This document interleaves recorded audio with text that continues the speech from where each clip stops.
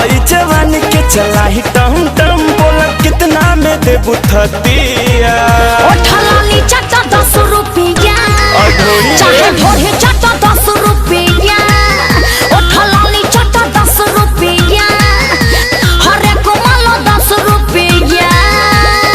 अरे अब का विचार बा चाहे ढोढ़े चाटा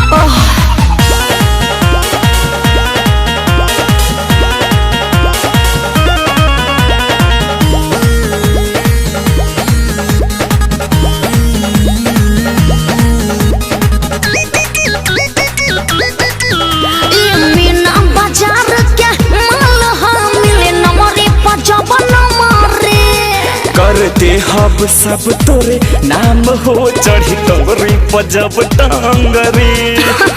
अरे ऐसे ना चढ़िए बाबू हई मीना बाजार के माल हम मिले नमरी पजब नमरी। करते हब सब तोरे नाम हो चढ़ी टंगरी पजब टंगरी। बात माना जल्दी देखब हो सीन तोता अपन कुत्ता में कराला चाहे इन बाती खो जात अपन दिया।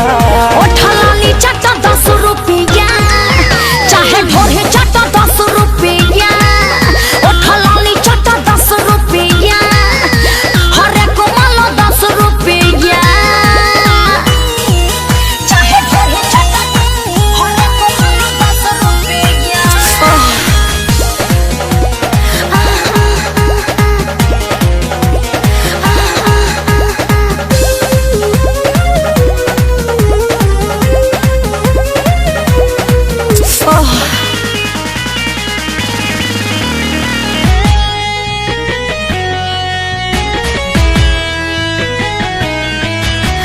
छतिया में छतिया साट के राजा पाजा में सटल रहा।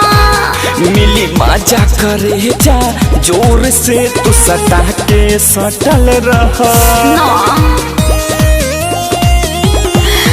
अब छतिया से छतिया साट के राजा पाजा में सटल रहा।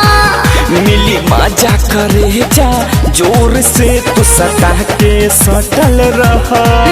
और कसल बजवन जो मन लागे कसका सन्नी तेरे देवा कर दिला धसा धस देखी चीजवा मरइल अरे तो सुना ना